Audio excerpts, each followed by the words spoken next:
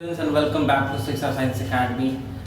Today we are here with the news of that standard 10th exam has been cancelled and standard 12th examinations has been postponed. Obviously आप लोग सब ये news देख चुके हैं. रमेश पोखरियाल जी जो हमारे एजुकेशन मिनिस्टर हैं इस न्यूज़ को अपलोड कर दिया था कल ही, लेकिन कुछ डाउट्स के साथ ये न्यूज़ अपलोड हुई थी. Likewise that there will be some objective criterion जिसके बेसिस पे आपको एसेस किया जाएगा, जिसके बेसिस पे आपका मार्क्स अपलोड होगा, आपका मार्कशीट उसी बेसिस पे बनेगा. तो स्टूडेंट्स का डाउट्स बहुत सारा है. Likewise what will be the objective criteria, होता क्या है, इजंट इट. सिर्फ वो नहीं, अगर क्लास 12 की बात करें तो क्लास 12 के स्टूडेंट्स के बारे में ये भी है. लाइकवाइज उनका जो अभी तक डिसीजन फाइनल नहीं हुआ है कि उनका एग्ज़ाम होगा या नहीं होगा, क्योंकि वो फिर से उन लोग 1 जून को इस पे फिर से रिव्यू करेंगे कि उन लोगों का एग्ज़ाम होना नहीं होना due to the COVID situation. वो देखना चाहेगा. नो डाउट कोविड सिचुएशन तो ऐसा है ही कि every day you are getting more than 1,60,000 70,000 cases every day. तो it's a devastating case right now. Health priority होता है सारे लोगों के लिए, ह्यूमैनिटी के लिए. ठीक है, दैट्स अ गुड थिंग और आई वेलकम दिस डिसीजन. लेकिन दिस डिसीजन को अगर देखा जाए तो एक कैंपेन चला था कि 1 लाख पिटिशंस गए थे कि to cancel the board examinations. लेकिन क्या सबने ये पिटिशन डाला था? 29 लाख 30 लाख स्टूडेंट्स इस बार अपेयर होने वाले थे क्लास 10th के बोर्ड के एग्जामिनेशंस के लिए. उनमें से 1 लाख पिटिशन किया. तो अबाउट द 29 लाख स्टूडेंट्स, क्या वो भी वही चाहते थे? Specially I am talking about the students who are able to get more than 90% of marks, जो टॉपर्स हो सकते थे जो लास्ट टाइम प्रिपेयर करते हैं, उन लोगों का क्या? देखा जाए तो बहुत सारे ऐसे क्वेश्चंस हैं स्टूडेंट्स, लेकिन अंत भला तो सब भला, ये ज़रूरी भी था.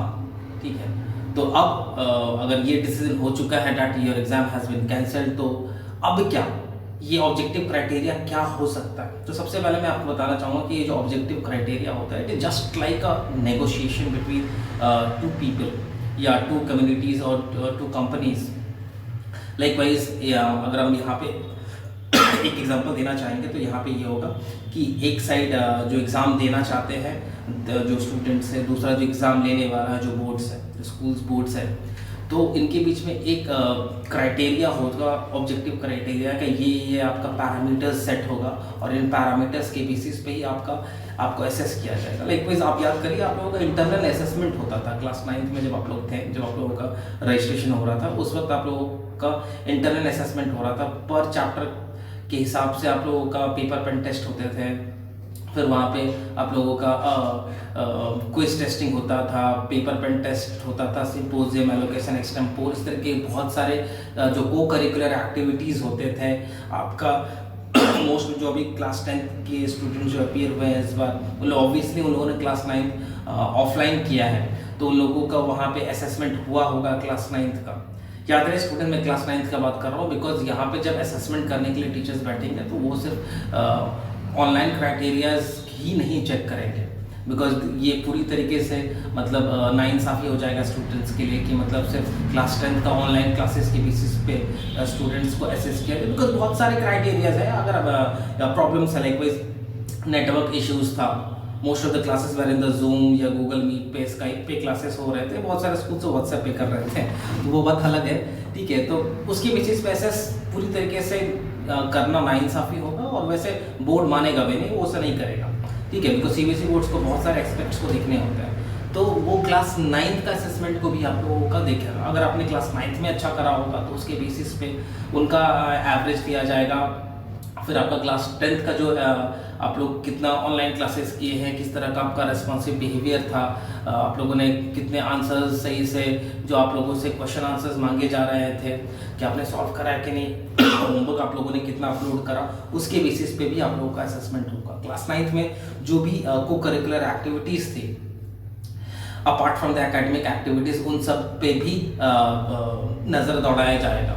ठीक है, तो वहाँ पे जो आप लोगों का मार्क्स होगा वो भी होगा. लाइकवाइज जैसे आप लोगों को क्लास 10th में जो 20 मार्क्स जो आप लोग इंटरनल असेसमेंट के बेसिस पे था, अब ये उठ कर ऊपर आ जाएगा पूरा का पूरा 80% तक. ठीक है। तो ये आपका 9th और 10th को दोनों मिला के होगा स्टूडेंट्स, और you don't have to panic कि आपने क्लास 10 तो आपने ऑनलाइन करा है, कितना ही हो जाएगा, isn't it? So it's not like that। तो ये ऑब्जेक्टिव क्राइटेरिया इस तरीके से होंगे। बहुत सारे पैरामीटर्स हैं, बोर्ड हर एक चीज़ को बहुत जूम आउट करके देगा। क्राइटेरिया वो सारे स्कूल्स को भेजा जाएगा कि आप इन चीज़ों पैरामीटर्स को देखिए, ठीक है। अगर मैं उनमें से कुछ को अगर बात करना चाहूँगा तो सबसे पहले आप लोगों का क्लास अटेंडेंस जो है वो एक फैक्टर बनेगा।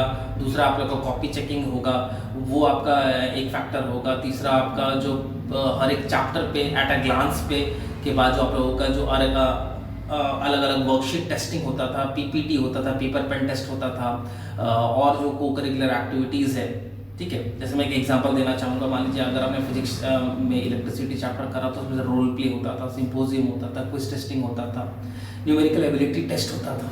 इन सब के बेसिस पे आपका इंटरनल असेसमेंट होगा, ठीक है। नो डाउट ये सारी चीज़ें तो क्लास 10th में जो कि आप लोगों का ऑनलाइन हुआ है, इस पे आप लोगों को ज़्यादा मार्क्स नहीं मिलेगा, लेकिन यहाँ पे आपको तो आप ये चीज़ देख सकते हैं कि बहुत सारी चीज़ें क्लास 9 से उठ कर आएंगे, ठीक है। वो एक फैक्टर प्ले करेगा। और उसके बाद उन स्टूडेंट्स के लिए थोड़ा सा एक माइनर प्रॉब्लम क्रिएट करेगा, जो स्टूडेंट्स जो लास्ट में बहुत ज़्यादा अपने आप को गियर अप करते हैं, एक्सेलरेट करते हैं, उन लोगों के स्टूडेंट्स के लिए थोड़ा सा मुश्किल यहाँ पे होने वाला है, ठीक है। तो ये होगा आपका objective criteria for this, but hopefully most of the students will get more than 80% of marks. तो असेसमेंट कुछ ये ऐसे ही होने वाला है। हाँ, टॉपर्स के लिए थोड़ा सा यहाँ पे दिक्कत है, कुछ ऐसे स्टूडेंट्स जो लास्ट में बूम अप करके निकलते हैं और वो टॉपर्स बनते हैं, तो यहाँ पे उन लोगों के लिए प्रॉब्लम है। तो आप कुछ कर भी नहीं सकते इस पर, सब कुछ अब CBSE करे तो प्रॉब्लम, ना करे तो प्रॉब्लम, तो वो भी तो असमंजस की स्थिति में था, what to do what not to do, isn't it? तो we have to understand students, और ये डिसीजन वेलकम करने लायक है, ठीक है। अगर मैं क्लास 12th की बात करूं तो क्लास 12th का भी चांसेस तो ऐसे ही कि पोस्टपोन अभी हुआ है, बाद में कैंसिल ही हो जाएगा, ठीक है। लेकिन उनमें भी इंटरनल असेसमेंट होगा प्रैक्टिकल के बेसिस पे। उन लोगों ने जो क्लास अटेंड करा है क्लास 11th में, वहाँ पे भी बहुत सारे एक्टिविटीज़ को देखा जाता है, ठीक है। और आप लोग का पीपीटी को, न्यूमेरिकल एबिलिटी टेस्ट को बहुत ज़्यादा चेकअप किया जाएगा, उसके बेसिस पे आप लोगों को सारा मार्क्स मिलने वाले हैं। So that's it for today students. आप लोग एकदम बिल्कुल निराश ना हो, जिंदगी बचा हुआ है, ठीक है। हेल्थ है तो सब कुछ है। और ये जो स्टूडेंट्स ये सोचकर चल रहे हैं कि मतलब योर लाइफ हैज़ बीन रुइन्ड, तो ऐसा नहीं है। आप लोग आपने मेहनत किया, तो कहता है ना कि मेहनत कभी भी मतलब स्पेयर नहीं जाता है, बर्बाद नहीं जाता है। तो वो कहीं ना कहीं आपका इंटरमीडिएट में 11th 12th में ये चीज़ें काम आ जाएंगी। सो आप लोग बिना कुछ सोचे 11th की पढ़ाई शुरू कर दो। You have got a lot of time. आप इसको पॉजिटिवली देख सकते हैं कि पहले अगर रिजल्ट आता आप लोगों का जून जुलाई तक, तो फिर आप लोगों को ज़्यादा टाइम नहीं मिलता 11th के लिए, लेकिन अब आपके पास 11th के लिए ज़्यादा टाइम है, तो आप प्रिपेयर कर सकते हैं। जेईई मेंस नीट्स के लिए आप तैयारी कर सकते हैं, आप अपने 11th और 12th बोर्ड्स के लिए भी तैयारी कर सकते हैं। So that's it for today students, thank you.